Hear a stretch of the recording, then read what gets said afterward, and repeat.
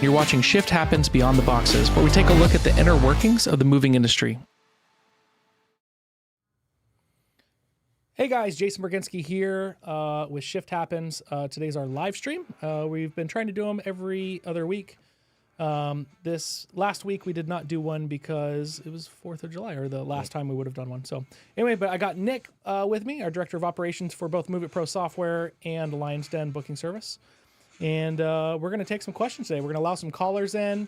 We will have some graphics up on the screen with the phone number. The phone number to call in if you want to speak to us live is 321-832-8225. Again, that's 321-832-8225. So anyway, let's go ahead and we'll go ahead and start with some of the questions that have come in. We do have some questions with that came on over Facebook. So let's kind of start with that. So how has the moving industry evolved over the past decade? So I'll kind of take that one, and then Nick probably can input in that. So Nick's been with us for 5 years? Just over, yep. Yeah, 5 years. So I pretty much grew up in the moving industry. My grandmother and my dad purchased J&J Metro Moving and Storage, which at the time had been open for over 20 years back in the 80s. When we sold it was in the 2020, I believe 2021, sorry. And it was 53 years old when we sold it. But anyways, I mean, a lot's changed, right? So, I mean, back in the 80s when my dad first came into the moving industry, the majority of customers was from the phone book. Mm-hmm. Which is, and we've talked about it in a few other podcasts, but for the most part, if you were a mover and you purchased, an ad in the phone book, if you could afford to put the money forward towards the phone book, your phone just rang. I mean, that's just where people, right? Google wasn't around. Yeah. And that was, how we built a big 7-figure moving company, multi-million-dollar moving company was the phone book, which as time went on, at one point we had a double page spread. So they called it a full truck. You have double page spread. So when you opened to this page, you literally had both sides, which was huge. And over time, obviously people stopped using the phone book more and more. And then obviously it's not even around anymore. Yeah. I mean, I think it is, but like the phone book used to be for Central Florida was like that big just for Central Florida. And then all the around cities had their own. Yeah. Now it's nothing, but, so that was, I think, probably one of the biggest changes. Other changes were, back in the 80s, it was very unregulated. Back then, the DOT was not as much of a big thing. Moving companies could go across country. In the state of Florida back then, you did not need a mover's license. So to give you an idea, back in the 80s, and I don't know exactly the year that they started regulating it, when we submitted our license number is IM120, or was IM120, which meant we were the 120th application for the entire state of Florida to be a mover, right? Awesome. But we had been in business for years and years before that. Now they're up in the 3,000s, 4,000s. So that kind of shows how old the company was. But I think that's a big thing. Florida is somewhat regulated. Obviously, we have you have to have a license, you have to have insurance, you have to have all that stuff, which is a good thing. Some states, they still don't have much regulation. I believe Wisconsin's one of them. You've dealt with some, Nick, with some people. I deal with most states that actually do have a lot of regulations. So like Texas and California and North Carolina. Wait, California has regulations? I can't believe that. Most regulated Texas state. is the only one that kind of throws me off. They have a lot of regulations for being Texas. Texas, I wouldn't think. Yeah. Yeah. They have a wall yet? They have their own wall of waiting. Wrong wall. Different wall. So anyway, I mean, those are some of the things. And so I'll tell you, obviously when we started J&J, or when my family was in that, we had no CRM. Everything was done pen and paper. And if you're, and I feel pretty confident saying this, like if you run a moving company, and I don't care at what level you're at, whether you're, just renting trucks and you got one rental and you're going out and doing moves yourself, or you're running 100 trucks like some of our customers, you need a CRM. And back then we didn't have a CRM. Like it wasn't a thing, but neither did any of our competitors. Right. So nobody was digital back then. Correct. But now the seamlessness of having a CRM, the automations, the AI that we've built in for doing automated follow-ups and tasks and all this stuff revolving around the sales process.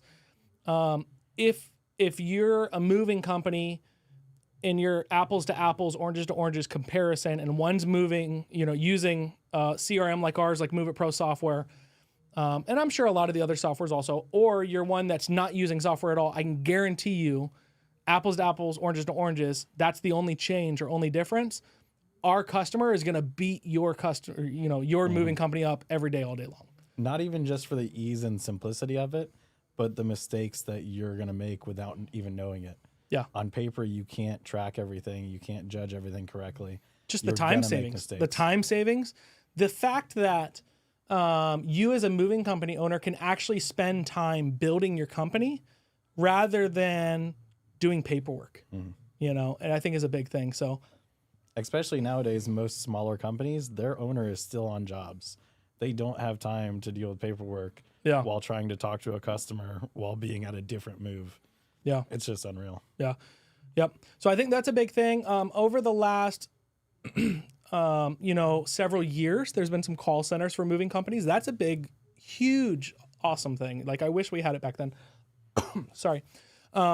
Back in, the early time when we had J&J Metro, we had an answering service. Back when there's pagers, right? And so when my dad would leave the office at 5:00, he would *71 and then the answering service phone number or whatever the code is that you put on the regular back then landlines. And then all the phones, if someone called our moving company, it went to an answering service. But that answering service was just that, an answering service.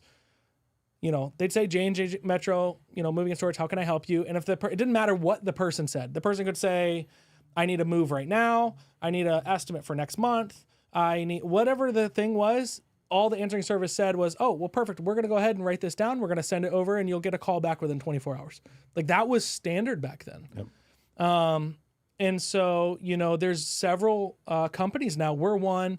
MoveBeast, Tim Krups is another great one. OnQ, don't know much about them, but they're also another one. So you got 3 sales call centers that are devoted to moving companies. I can't speak to OnQ's, but I know Tim does, along with us. We teach our salespeople to sell. Yep. Like, they're not order takers. And that was a big difference and problem that we had with J&J Metro. Back then, we used to order or hire order takers. We weren't big sales. No. And we grew a big company, but bringing in and having to fight to get the business and teaching our employees how to rebuttal and how to be super positive on the phone and how to walk the customer through the process of the move and what you're going to do for them, and being just super customer service in a real way, not being fake, not being a fake customer service, right? A voice, you know what I mean? But just being super caring about the customer is what our call center has done so well. I know Tim's, my buddies, is doing really well. If you're a customer of Smart Moving, I would contact Tim. Tim is a great guy and runs a tight ship over there. If you use MoveitPro or another one, you certainly can use ours. So yeah. We definitely can't be order takers for the simple fact that with moving companies nowadays, they're calling 10 people, 10 movers, not just one. It's not like the phone book where this is the guy I'm calling. They're going out to 10 different people. So it's not really, again, the first person to get in contact with them usually has the best luck. So it is about quickness and urgency, but it's also about not being an order taker, about actually being sales and getting them to actually buy in right now. Because if they talk to somebody else, they're probably going with somebody else. Yeah. And I'll tell you, that's a really good point. And like, talking back to when we had J&J Metro. So I remember setting this up as a kid. I say kid, I was probably, 18, 19 years old or something. But a big problem, and that was before like there were CRMs, good CRMs for the moving industry.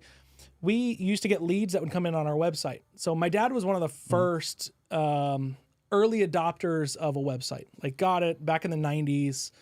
Paid probably, I don't know, 10 grand back then for a website, which was crazy money. And it's like, you look at the website that it was back then is like, no, terrible. Obviously it's changed since, but the leads would come into the email, and then you hoped that your sales team would be checking the email and call. So we created, back then we had a server up there. And so I set up an automation that when the email came into the email box, it immediately printed it on a printer that we had set. It was like we were stockbrokers, right? It's coming out and it's hot, and we got it to where, for the most part, we could call someone within 10 minutes, which for us at that time was good.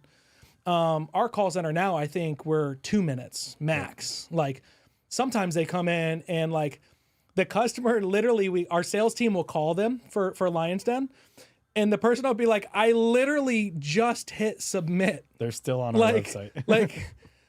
But that's when you got to hit the customer. And that's what I'm saying. If you're competing against someone using a software like ours or a call center like ours, and you compare it to someone that's not using those systems, our customers are going to get the client every time. Yeah.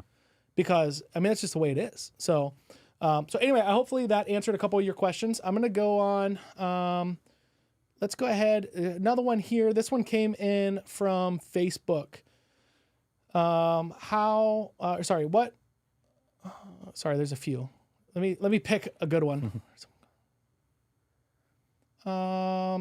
So how is technology impacting the moving industry? I kind of touched on that one, the last one. What are some common misconceptions people have about the moving process?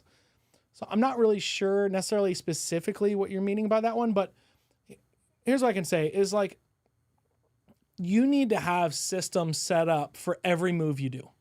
I see a lot of these guys first starting out as a moving company and they are just late to every move because they're running late all the time.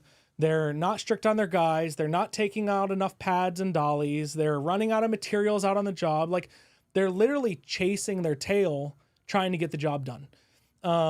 And you're never going to grow a company successfully that way because you've got to run a tight ship. You need to run as a system, as a process, as a machine. And so, when we had J&J Metro, we rarely were late. Only times we would be late is if it was a second job or sometimes a third job and either the first or second job lied about what they had. And so legitimately there was more stuff. That never happens. And never happens. But the person that was the second or the third job already knew, hey, if you're going to be the second job, there's a possibility. We're going to give you a 3-hour window. But you do have a job ahead of you. If you'd like to have a confirmed time, we can do first AM and no matter what, we're going to be there at that time. Otherwise, if you're a second job, the other job's going to go before you. So those are some of the things that I think have been, part of us growing the company is just instilling a culture of winning and doing the right thing and showing up to customers professional in uniforms, showing up ready, whatever it takes. We're here to get the job done. Like if my guys go into a job and they're bitching about the armoire they got to move, like, you're not going to work here. Like, you're here to move furniture. Like, don't get me wrong. It sucks. That's a big piece. But the customer doesn't want to hear you bitching about their armoire that's big. Right. Like, that's why they're paying hundreds or thousands of dollars for you to be there. And that's your responsibility to make sure your employees know that. Because when they're, like, the difference of someone walking into a house and there's an armoire that's 300 pounds. And don't get me wrong, it's a rough armoire, but totally doable. I'm not saying something crazy access or whatever. And the guys are in there like, oh man, that's a big piece, but don't worry, man, I got it. Like, we're going to get this thing out of here. We're going to wrap it up. Everything's going to be perfect. The difference of that statement versus the guys coming in and be like, oh man, that's huge, man. I don't know. Man, my back hurts. Like, I don't want to, like, the customer has a completely different feeling, completely different feeling. And it goes so much further than just that feeling. That now is going to transpire further on down into the move that they're getting. They're going to have more reasons to want to dispute their bill. They're going to have more reasons to not want to refer you and all those things. And so you got to try and keep good guys, which the moving industry is a hard thing. But that's one of the big things. So I took it in the other way. I get a lot of customers that I'm only doing 1 or 5 moves a month. I can't justify paying for a software. And that kills me because whether you're doing 1 move a month or 100 moves a month, the software works the same way for both businesses. Yeah. And it's needed for both businesses. If you're only doing 1 move a month and you get software, I promise you'll start doing 5 moves a month real quick. Yeah. And it'll just double from there. Well, and I think that's a really good point. And the whole point of this podcast is not to boast about MoveitPro. Look, here's the thing. If you own a moving company, you need a CRM. I don't care if you use MoveitPro or not. To be honest with you, don't get me wrong. I'd love for you to use MoveitPro. I do believe we're the best moving software, period. But if it's the choice of you using a software or not, you need to use a software. Yep. And at the end of the day, you need to be, there's, a handful of us out there now, and you need to get with one because it's going to grow your business. Who do we have? Terminus Moving. The Terminus? Yep, Terminus. Yeah. Terminus Moving. There's a bunch, right? But this guy I got to meet. He came to one of our workshops. Where does he what part of the country is he from? Do you know? Oh, don't throw that at me. Sorry. Doesn't matter. Hey, Steve, if you can ask someone out in support real quick, what part of the country he's from? I'm just curious. And then just let me know in my headset. Tyler Stanley. So anyways, so he came to one of our Grow workshops here in Orlando, and super raving fan of MoveitPro. He joined us before he really started his company. Yeah, he's from Georgia. So from Atlanta. So he came in. So if you're in Atlanta, Georgia, Terminus Moving, good guy. Great guy. Anyways, he came here, and I didn't know this, but he came to our workshop. He had been in operating already for a year or something. And he got up and stood in front of everyone and told everyone, like, hey, he's like, I don't understand why people don't get software. He's like, I literally didn't have my first job booked, and I knew I needed software. Before I had a truck, before I had employees, before I had anything, I got software from the beginning. And I literally know, because I made that choice, is why now I've got several trucks, bunch of crews running, because I started right from the beginning. He hit the ground running and did it right. Yeah. and I think that is in every industry. Like, I have a bunch of rental properties now. When I got my first rental property, I got a CRM for managing my rental properties, for doing my, where my tenants can go in and pay their rent, where my tenants can go in and submit tickets and stuff. I had one rental at the time. Now I've got tons, but like, I wanted to do it right and treat it like it's a business. And to be honest with you, if you can't afford $150 a month for a software, I love you, but you probably need to find somewhere else to, like, you need to find another industry, because if you can't afford $150 to grow your company, you're doing something wrong in your business. And I know we can help you. So anyway, so that's good for that one. It looks like we got a couple about Lion's Den. Let me just throw this out there again real quick. If you want to call in, phone number is 321-832-8225. Numbers on the bottom of the screen. So let's see. You see some up there, Nick. You want to pick one? What is Lion's Den booking service and how does it work? You want to talk about that one? Obviously, I think we've talked about it in several other ones, but I don't think you need to go long into it. But we did kind of mention this earlier, but our Lion's Den is here to book you jobs. We know that a lot of companies are really a one-man show, and you are actually on jobs as an owner. So let us actually handle the sales portion for you. All the calls that are going to come to us, we're going to try and book those jobs. We're using your MoveitPro software to do so. We're not going to try and book them. Yeah, we're going to book them. We will be booking your jobs. And we actually do use your MoveitPro software to do so. We want to make sure that everything in your software is completely accurate. We don't want to negotiate with your customers. Whatever your system is saying the price of the job's going to be, that's what we're going with. Yeah. And honestly, our close rate has been above 60%. Yeah, it's months now. It's unreal. Yeah. Even individual employees have all met their goals and been past their goals. Yeah. So I'm extremely proud of how the call center is going right now. Yeah. Yeah, I think all of our call center people are pretty excited based on their bonuses lately. Yeah. Yeah. So commissions just came out. Yeah, which is really good. But to add to that, so you obviously brought up the guy that's maybe sometimes going out on the truck, but a lot of our customers that use call center or Lion's Den, they're big companies. Like they close at 5:00. Yeah. And they want someone to answer their calls after 5. Yep. And on the weekends, we are here Saturday, Sunday on the weekends. And a lot of our companies, especially the bigger ones, are just night times and weekends.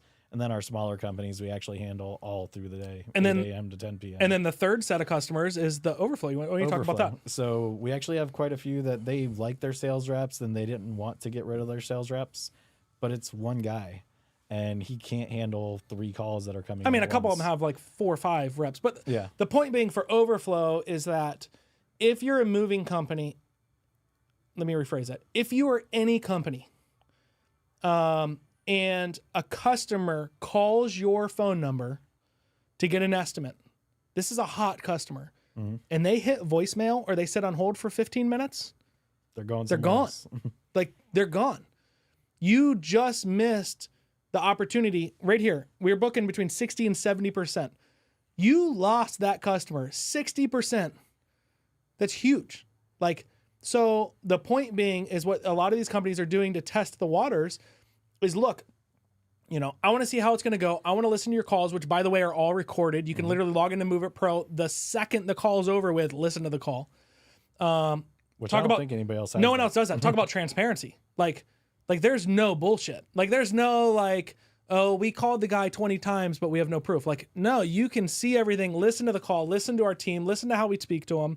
So, but going into that, like, they'll start off and if their call center, in-house call center, so they're sales guys, if the phone rings more than 4 times, boom, the calls come to us.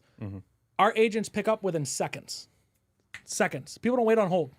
So longest hold might be maybe longest, rarely a minute. I would say like, or less. I mean, it's in our call center. We have a huge monitor, shows anyone that's in queue if there is, and an alarm starts going off at 45 seconds. Yep. Like, you start hear it beeping if there's someone sitting in queue.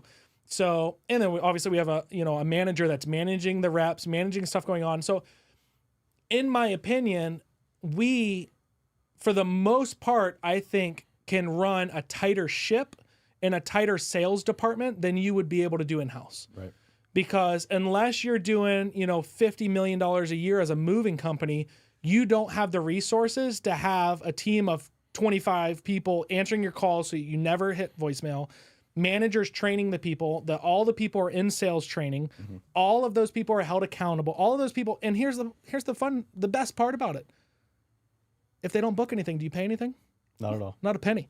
We only make money if we book. So, like, it's a win-win. So that's a big part of the Lion's Den.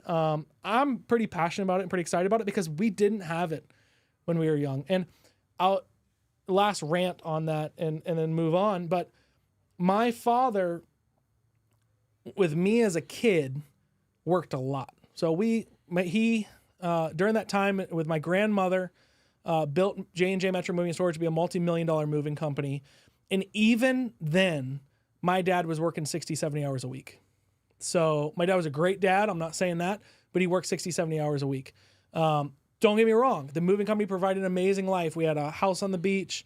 We had a lake house. We had, nice cars. We had a good living. So obviously it came to be good. But the whole point of it is that, if he had something like this, Lion's Den, to be able to take calls on weekends, be able to not have to do all the work of running a sales department and doing all that stuff, 100% he would have done it. And I would have seen my dad more. And so, exactly. How many of you have children and stuff that we could help with because we have a team? So anyway, it looks like we do have a caller. So let's go ahead and call him in. Looks like Scott, and wanted to learn about the software. So I want to let Nick go ahead and take this. Hello, Scott, you there? Hello? Maybe? Says he's from Melbourne, Florida. Yeah. Let me know if he comes back on, Steve. I think he was waiting a few minutes. Anyway, phone number 321-832-8225. Shows he's still connected, but I don't hear anything. So let's go ahead. Let's go on to the next one. Our goal is not to drag this thing out. Our goal is to come on here, answer questions if you guys have stuff, throw whatever you want at us, and see how we can help. Scott, you there? Nope. Okay. Nope. So let's just go through. So what advice would you give someone considering a career in the moving industry? Let's go, Nick. Let you start that one. Well, we've gone over CRM, gone over Lion's Den. So, I mean, I think there's a couple things there. So, a lot of people start off with renting trucks, and I think that sometimes that's a necessity based on the cash flow that you have and maybe the means that you have as far as capital to start the company. But you need to get into a lettered truck as fast as possible. I'll tell you, I know, and I don't have the exact statistic on me right now, but I would bet you, 5 to 10% minimum of our jobs for J&J Metro came from people to see in our truck. Yeah. But there's so much more to it than that. There's so much more. You show up to someone's house in a U-Haul. It is again, we're talking about that first feeling the customer feels. It's a completely different feeling than you showing up in a lettered up, even if it's, a 15-year-old truck. I'm not saying go buy a brand new $200,000 truck. They expect it to be a 15-year-old truck. Yeah, and that's what we ran. We used to run old Hinos. We used to run old Internationals. One of our best trucks was like a 2000 International, huge big box, and we loved those trucks. And they did a great job. Majority of our jobs were local though, so it made sense. If we were going to California or something, I wouldn't send obviously that older of a truck, but that's one of the first things. Number two, all your guys need to be in uniforms. That's a cheap thing for you to be able to do, especially starting off, that you never falter on. Our guys, every single guy, they came in Dickies, so gray Dickies, and they wore, we had red performance polos, not t-shirts. We had red performance polos with J&J Metro on it. When they showed up, they looked super professional. In our office at the warehouse, they were required to bring those. So we would give them a couple of the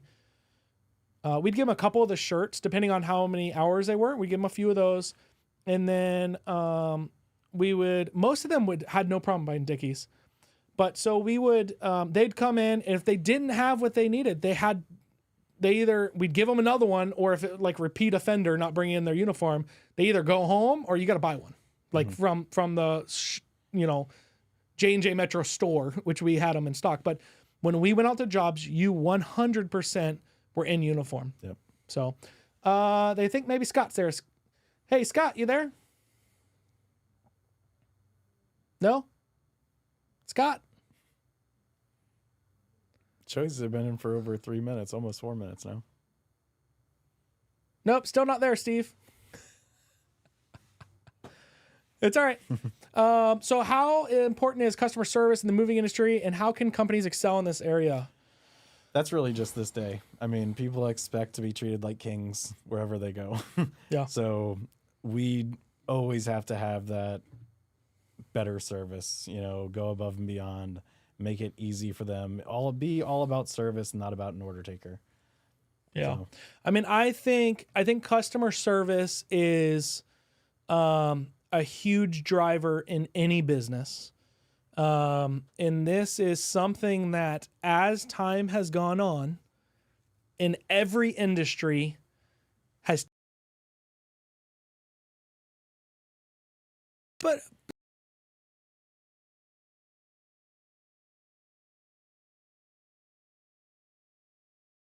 for those of you that have Chick-fil-A in your cities, you're going to know what I'm about to say.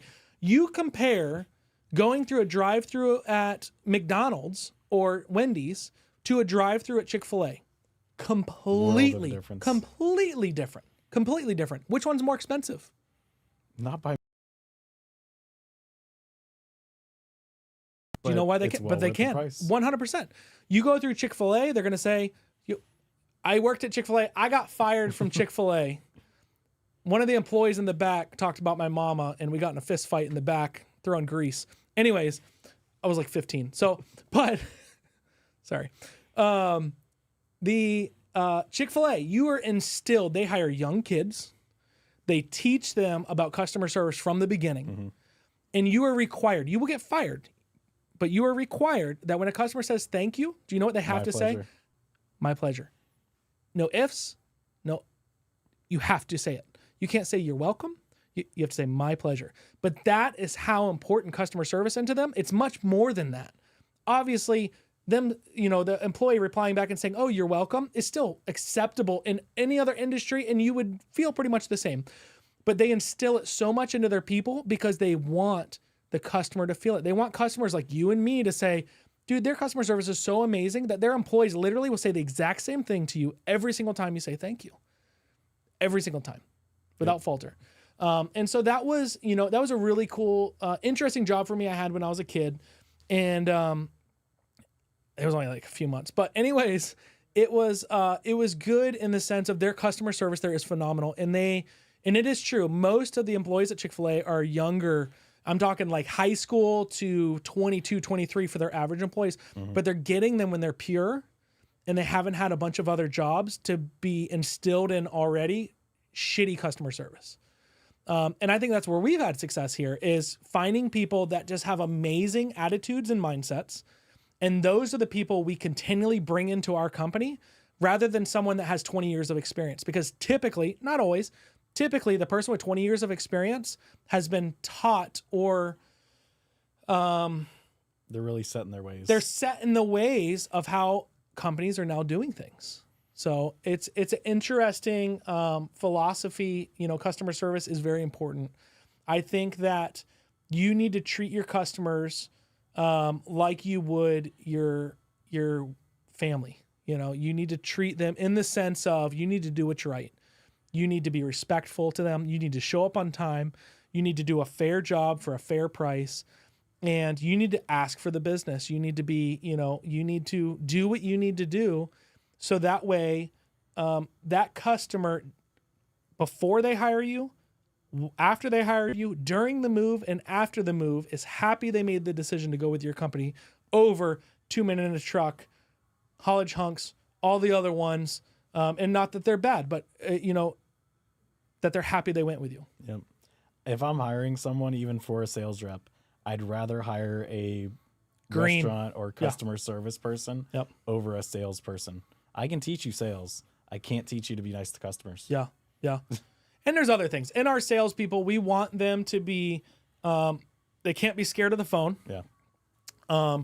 They need to be able to take charge. So they need to be able to be okay asking for the sale and being a little pushy. And when I say pushy, I don't mean used car salesman pushy, but pushy in the sense of they're pushy because my reps are instilled that if you don't use our service or our moving company that we, if you're in Lionsden booking service, we've run you through your paces. We make sure you got decent reviews. We make sure you're legit, you're licensed, you're insured. We make sure all these things.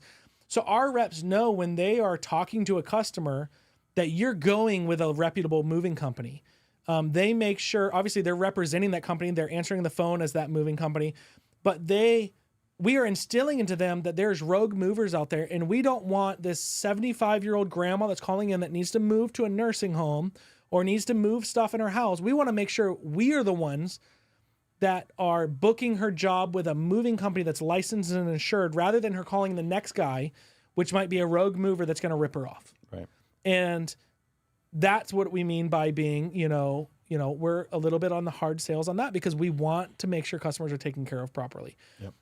And so I think that's a big part of what we do and how we do it. So let's see. We probably will go just a little bit longer, but we're probably reaching our end.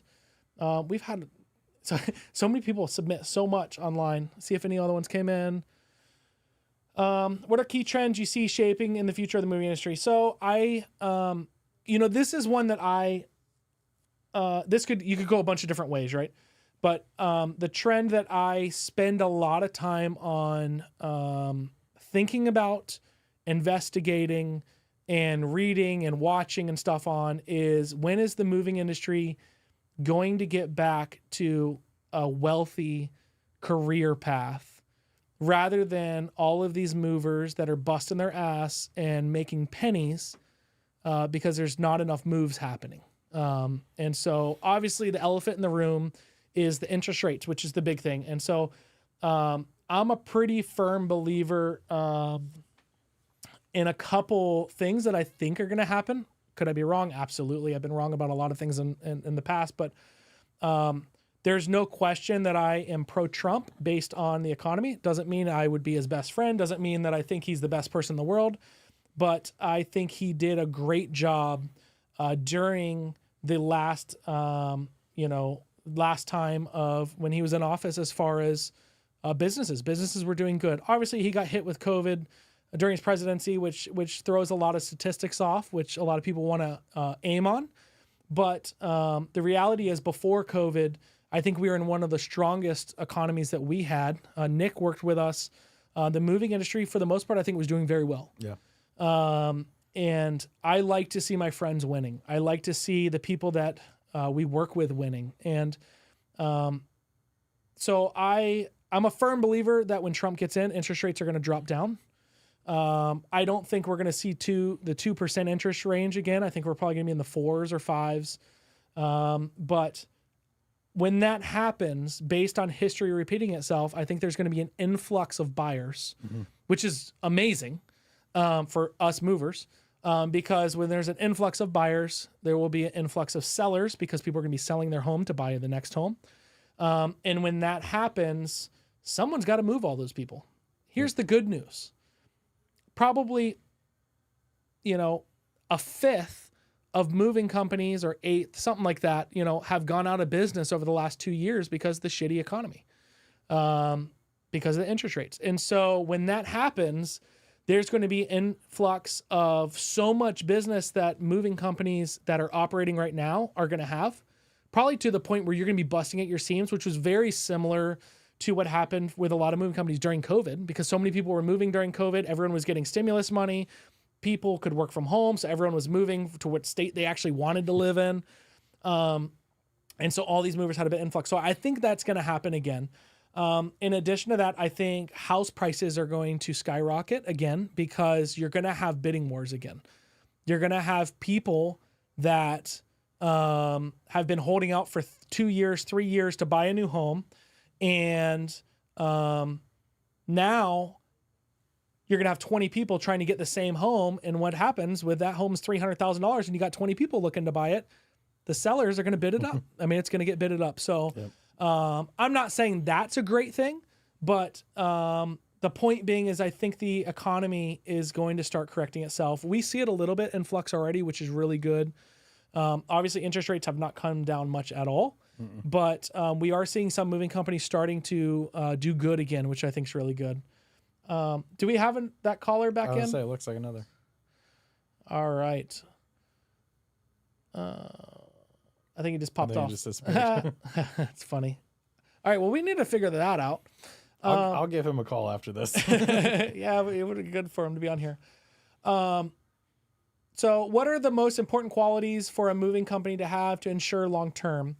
So, and this will probably be the last question here. So, I mean, I think one of the most important things, there's a lot, right? So, I mean, we could go down this little rabbit hole, but in my opinion of any business, I think one of the most important things is you as an owner, your work ethic needs to be unbelievable. You need to be willing to work 70 hours a week. And now we're talking about, a new moving company starting off, right? Like, you need to set the expectations of busting your butt and doing the right thing and treating customers properly. You need to stay away from debt as much as possible. I have watched truly between the 2008 crash and then this time, I know of at least 100 moving companies throughout the country that have filed bankruptcy and gone out of business because they went out and financed brand new buildings that they could afford. Don't get me wrong. They 100% could afford them when the economy was good. And then as soon as the interest rates went up, they lost their ass. I think that's in any business. You got to be careful of that. And especially in the moving industry, because we are a seasonal industry somewhat, right? But then mixed with, we're so tightly knit to the housing market, and the housing market always does this.